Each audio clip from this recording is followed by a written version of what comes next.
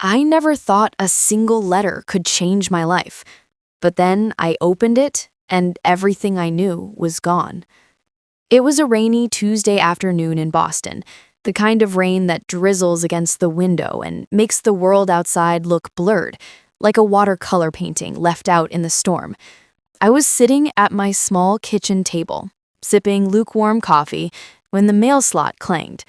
Normally, it was just bills or junk, but today was different. Among the usual envelopes was a cream-colored envelope, thick and slightly textured, with my name scrawled in bold, almost elegant handwriting. No return address, no stamp of a familiar institution, just my name, as if it had been waiting for me. I froze. Something inside me whispered, "Do not open it." I remembered my sister's words from last night, almost a warning disguised as casual conversation. Whatever you do, if anything shows up for you, don't open it.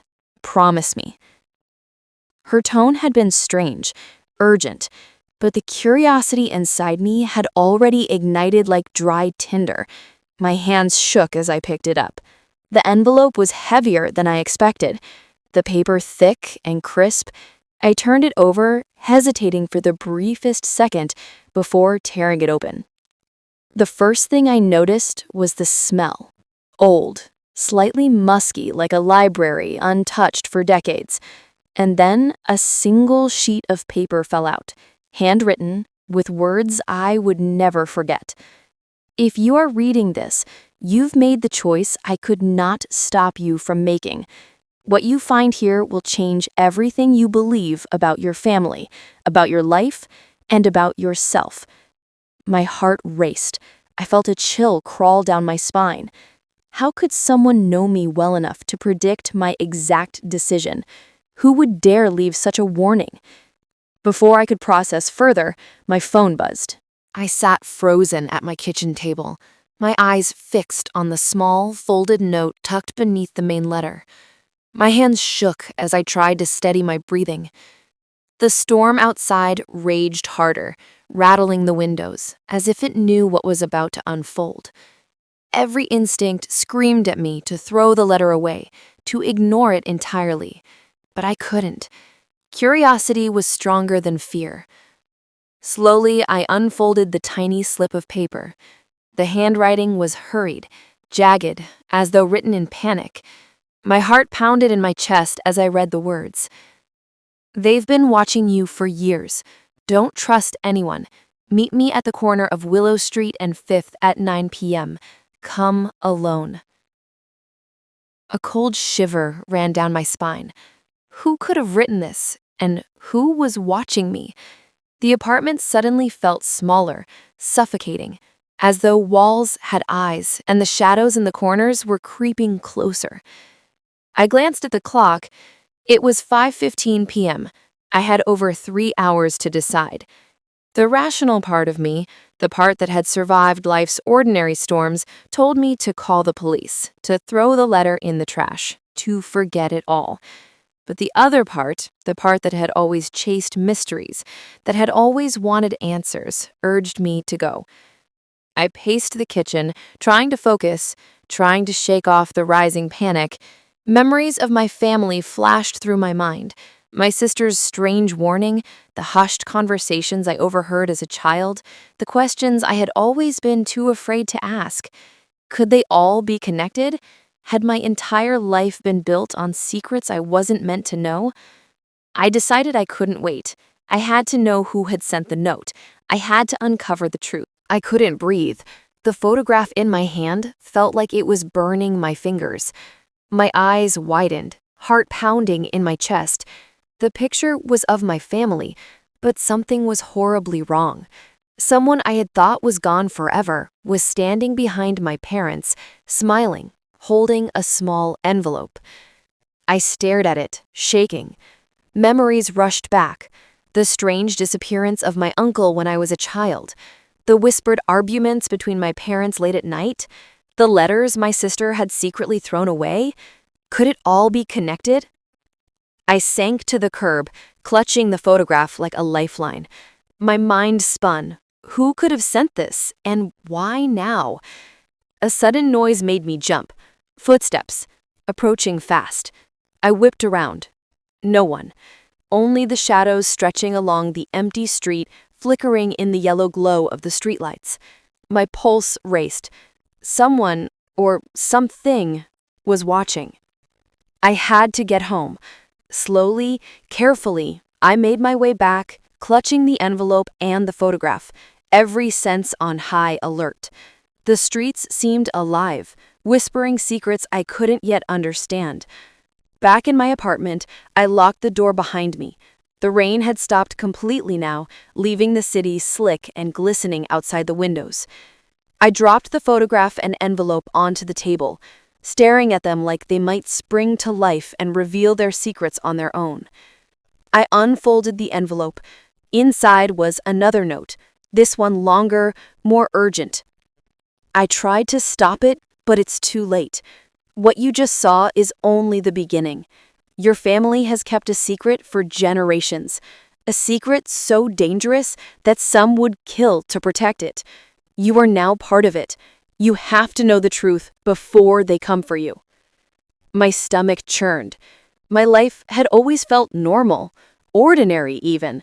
But this was a doorway to something I couldn't even imagine. I read and reread the note, each word cutting deeper into my sense of reality. I tried calling my sister, desperate for guidance, but the phone rang endlessly without answer. A cold wave of panic washed over me. Where was she? And had she known more than she had let on? Suddenly, my legs felt like lead as I stood frozen on the slick street, staring at the figure approaching. The glow of the streetlights cast long shadows across their face, but I recognized the outline immediately. It couldn't be. Could it?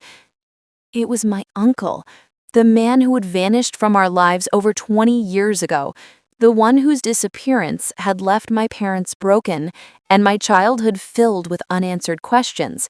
And yet, here he was, smiling, though not kindly. There was something unsettling in his gaze, a mixture of familiarity and menace that sent shivers down my spine. In his hand, he held a new envelope, identical to the previous ones. My heart pounded. My fingers ached to reach out, to demand answers, but my voice caught in my throat. Why are you here? I whispered, my voice trembling. He stopped a few feet away, his eyes narrowing. You weren't supposed to open the letters, he said quietly, almost a warning. Now you've set things in motion that cannot be undone. You need to understand your family, your legacy, before it's too late. My mind raced. Legacy? Letters? Secrets? I felt a surge of anger. I deserve answers, I shouted, my hands trembling. Why didn't anyone tell me the truth all these years? He sighed deeply, a shadow crossing his face. Because the truth is dangerous. Some things are better left buried. But now, you've opened the door, and they know you have the key. A cold breeze swept down the street, rustling the wet leaves. I shivered, not from the cold, but from the gravity of his words. Who was they? And what key did I now hold? He stepped closer, slowly, deliberately. Inside this envelope, he said, raising it slightly, is the next piece of the puzzle, but opening it will change everything you think you know about your family, about me, and about your own life. My curiosity battled my fear. Every instinct screamed to run, to throw the envelope away, to forget all of this. But deep down, I knew I couldn't. I had to know. I had to see. With trembling hands, I took the envelope. I stared at it, my heart hammering. Then, slowly, deliberately, I tore it open. Inside was a letter, and another photograph. My eyes widened. This time, it wasn't just a picture of my family. It was a family tree, but with strange markings, names crossed out, some replaced, some circled in red. There were dates, initials, and symbols I didn't understand. And at the bottom, in jagged handwriting, were 3 words that made my blood run cold. You are next. I stumbled back, my mind spinning. The rain had returned in a light drizzle, and the city lights shimmered on the wet asphalt. The message on my phone made my stomach twist. We've been waiting for you. Meet us before it's too late. No sender, no name, just those words. My heart raced so fast I thought it might burst. Who were they, and what did they want from me? I looked around my apartment, shadows stretching across the walls from the flickering streetlights outside. Every creak of the building, every rustle of paper seemed amplified. I felt trapped, vulnerable, but also compelled. I couldn't ignore it. I grabbed my bag, stuffing the letters, photographs, and envelopes inside. I pocketed my phone and double-checked the message. There was no address, no hint, nothing except the instruction to meet them. I had no choice. I had to go. The streets of Boston felt foreign now, each familiar corner hiding 1,000 possibilities of danger. I walked quickly, the rain having stopped but leaving the sidewalks slick and glistening. Every time a car passed, I flinched. Every shadow made me spin around. Finally, I arrived at a small, dimly lit cafe at the edge of the city, the kind of place that looked abandoned at first glance, but promised refuge to the right person. The message had included a single hint: look for the light inside. I stepped inside. The warm air smelled faintly of coffee and old wood. The place was empty, except for a few tables and chairs scattered across the floor. A single figure stood near the back, half in shadow, half in light. My heart froze. The figure stepped forward slowly. As they came into the light, I gasped. It was my sister, but something about her was different. Her eyes were darker, wary and lined with exhaustion. I knew you'd come, she whispered. You have no idea what's at stake. Why? Why all this? The letters, the photographs, the messages, why me? What is happening? She glanced around, as if expecting someone or something to appear at any moment. It's our family. All these years, we've been hiding something so dangerous that anyone who knows about it could die. I shook my head, disbelief and fear fighting inside me. I don't understand. What do you mean? She pulled a chair out and motioned for me to sit. Do you remember when Uncle disappeared? I nodded, my stomach tightening. Of course, we never found him. Mom and Dad, they never said much. They were trying to protect us, she said, her voice barely above a whisper. But the truth, it can't be hidden forever. You open the letters. Now it's out in the open. And they know you have it. I felt my hands trembling. They? Who are they? She darted to the door. People who will stop at nothing to keep our family's secrets buried. The whisper of my name froze me in place. My sister's hand gripped mine, her fingers tight and trembling. I could barely breathe. The cafe, warm and safe just moments ago, now felt like a trap, its shadow stretching long and dark, swallowing the corners of the room. Who's there? I called, my voice quivering. Silence answered me. Just the faint hum of the refrigerator in the corner and the soft tapping of rain beginning again against the windows. My sister motioned for me to stay low. Don't move. Watch.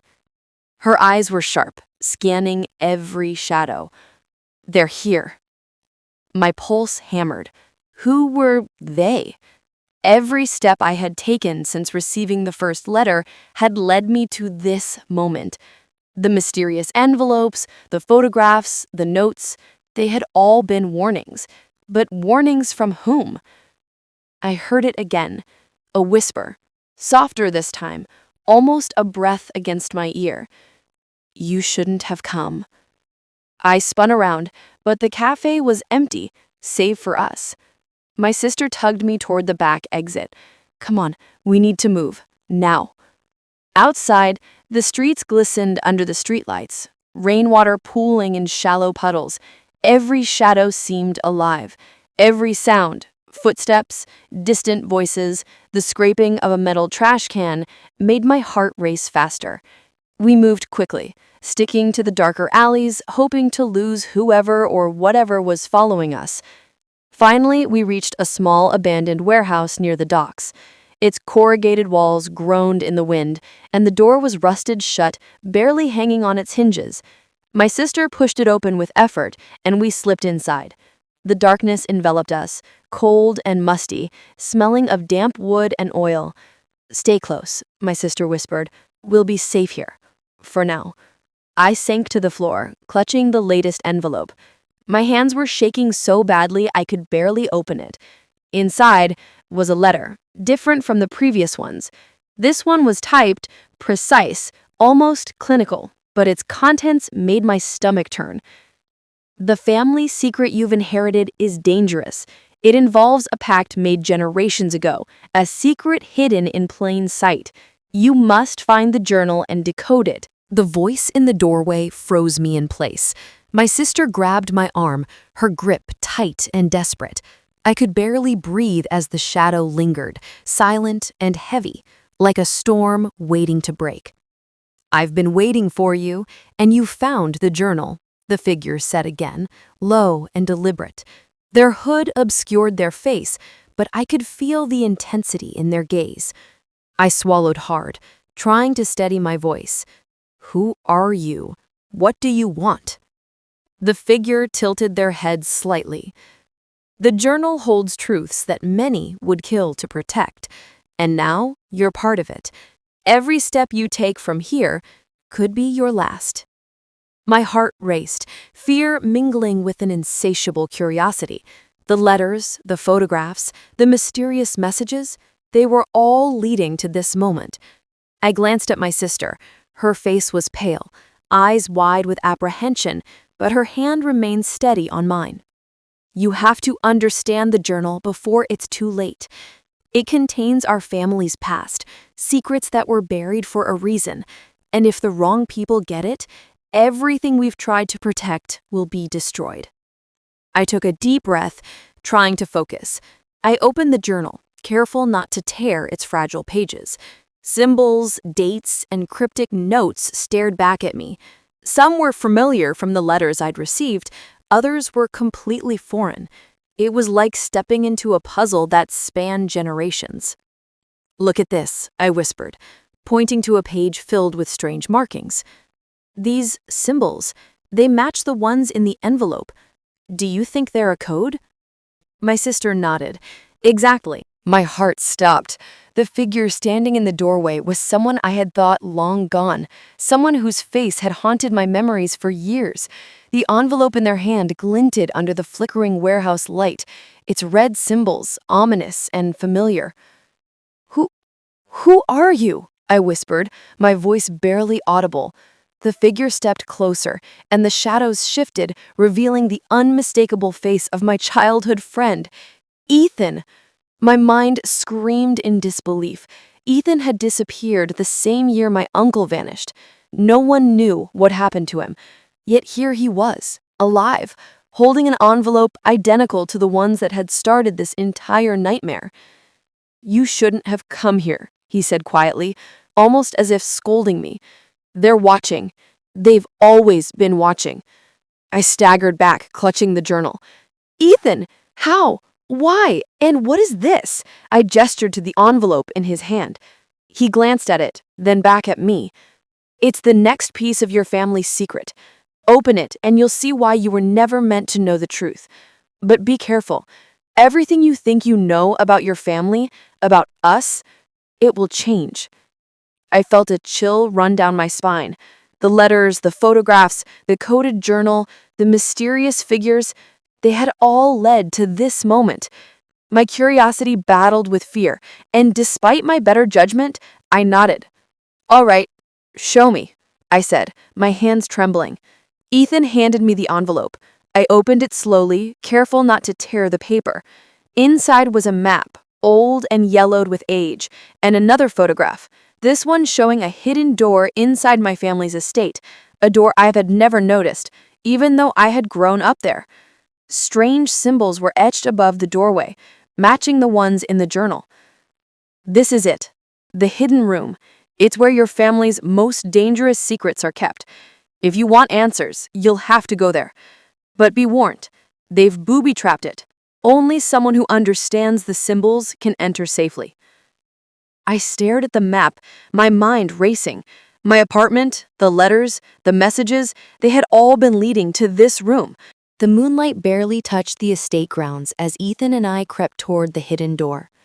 The map and photograph were clutched tightly in my hands, every shadow making my pulse spike.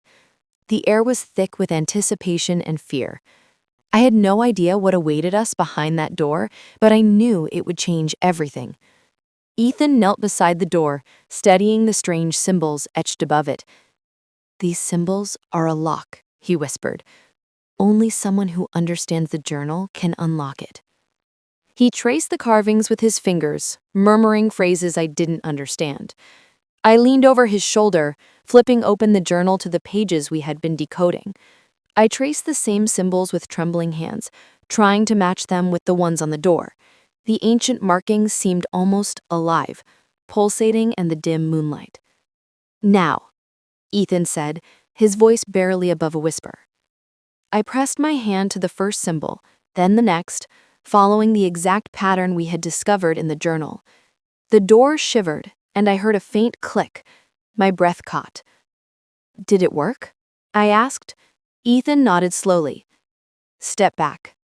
The door swung open silently, revealing a narrow staircase descending into darkness. A musty, cold air rolled up from below, carrying the scent of old wood, stone, and secrets long buried. My stomach churned, a mixture of fear and excitement. We descended carefully, each step echoing in the silent passageway. The walls were lined with shelves filled with ancient tomes, boxes of documents, and artifacts I couldn't yet identify. Faded photographs stared at us from the shelves, their faces eerily familiar. Some were ancestors I had seen in family portraits. Others were strangers whose connection I couldn't yet understand. "This is unbelievable," I whispered. "All of this was hidden here?" Ethan nodded. "This is the heart of the family's secret. Everything our ancestors wanted to protect, they brought here, and now it's ours to uncover." As we moved deeper into the room, I noticed a large, ornate chest in the corner, its surface covered in dust and strange carvings. The same red symbols from the envelopes and journal were etched into its lid. My heart pounded. Could this be the key to everything? The letters, the photographs, the watchers, the warnings. Ethan stepped closer. The sound of glass shattering upstairs froze me in place. My heart hammered in my chest. The shadows in the hidden room stretched long and sinister, as if the darkness itself had come alive. Ethan's eyes narrowed. "They're inside," he whispered, "and they know we found the journal and the chest." I clutched the leather-bound notebook to my chest, my hands trembling. The warning in the chest felt more real than ever. Trust no one, not even the shadows you think are safe. A faint creak echoed from above, followed by another, heavier step. Someone was methodically moving through the estate. The air seemed to thicken, heavy with tension and imminent danger. "We have to move," Ethan said, his voice low but urgent. "They're not just after the journal, they want the family secret, and they'll do anything to get it." I nodded, my stomach twisting. Together, we moved quickly toward a narrow side passage I had never noticed, leading deeper into the hidden part of the estate. The walls were lined with old photographs and maps, some of which showed places I recognized from my childhood, but others were mysterious, locations I had never seen. As we crept through the corridor, a shadow darted past the doorway we had just left. My breath caught. Whoever was following us was fast, silent, and dangerous. Suddenly, the narrow passage opened into a small chamber, lit faintly by moonlight streaming through a cracked window. The air smelled of old paper, dust, and something metallic like blood. My pulse raced. Ethan set down the journal and the notebook. We need to figure out what's in the chest quickly. They won't give us much time. I took a deep breath and opened the chest again, scanning the documents and letters for anything that could help us understand the threat. One folder caught my eye. It contained detailed accounts of the family's enemies, names, faces, and dangerous alliances spanning decades. My hands shook as I flipped through the pages. These are the people following us, I whispered. They've been watching us for years. Ethan nodded grimly. And now, they finally made their move. A sudden noise behind us made us both spin. A figure emerged from the shadows, a man tall and imposing, wearing a hood that obscured his face. He held a long, thin object that glinted in the dim light. "Step away from the chest," he commanded, his voice cold and unyielding. "Everything your family has hidden belongs to us now." I felt my stomach drop. This was no ordinary intruder. I froze, my eyes snapping to the balcony above. A third shadow lurked there, silent and unmoving, observing every move Ethan and I made. My heart pounded, and my breath came in short, frantic gasps. Whoever it was, they knew exactly what we had discovered, and they were waiting for the perfect moment to strike. Ethan tightened his grip on the metal rod he'd grabbed from the broken crate. "Stay behind me," he whispered. "That's the third watcher. They've been tracking us longer than we know. We can't let them corner us." I nodded, clutching the journal and the leather-bound notebook like my life depended on them. Because it did. Every secret, every page, every symbol in these books was a weapon, and now it felt like we were in the middle of a war we didn't fully understand. The intruders from before, the ones on the ground, were circling slowly, testing us. The tall man's eyes were sharp, calculating, like a predator waiting for a chance to strike. Every second felt like an eternity. Suddenly, the watcher on the balcony spoke, their voice echoing down the staircase and through the chamber. "You shouldn't be here," they said, calm and chilling. "Everything your family has hidden belongs to us now. Step away, and we may let you live." I swallowed hard. "We can't," I whispered to Ethan. "Not after everything we've learned. We have to know the truth. We have to protect it." Ethan nodded grimly. "Then we do what we have to do." I flipped through the chest's contents quickly, searching for something, anything that could give us leverage. Among the old letters and documents, I found a crumpled note that hadn't been there before. My hands shook as I unfolded it. "The pact must be broken before midnight. Only the heir can unlock it. Failure will cost everything." I looked up at Ethan. The pact. This is what the journal was leading us to. The hidden room, the chest, the letters, they all point to this pact. We have to break it before midnight or they win. Ethan's eyes hardened. "Then we don't have time to waste." We turned our attention back to the intruders on the floor. The tall man lunged suddenly, trying to grab the journal. I twisted, narrowly avoiding his hand. The carved key burned in my hand, as if it carried the weight of generations. Every instinct screamed that the next step was the most dangerous yet, the origin of the pact. I looked at Ethan, whose eyes were grim but resolute. "Ready?" he asked. I nodded, swallowing the fear that threatened to paralyze me. "As ready as I'll ever be." We moved cautiously through the hidden passageways beneath the estate, following the journal's instructions. The air grew colder with every step, and a faint, metallic scent filled my lungs. It smelled of old stone and something else, something ancient, powerful, and dangerous. At last, we arrived at a massive stone door, unlike anything else in the estate. Symbols were etched into its surface, glowing faintly in the dim light. It was the final threshold, the origin of the pact. My heart raced. Ethan stepped aside. "You go first. Only the heir can unlock it." I approached, key in hand. The symbols seemed to pulse in response to my presence, almost alive. My hands shook as I inserted the key into a hidden lock. The door shuddered, a deep hum vibrating through the chamber. Dust fell from the ceiling as the door slowly creaked open, revealing a dark, cavernous room. Inside, I could see a circle etched into the stone floor, filled with strange markings and faintly glowing runes.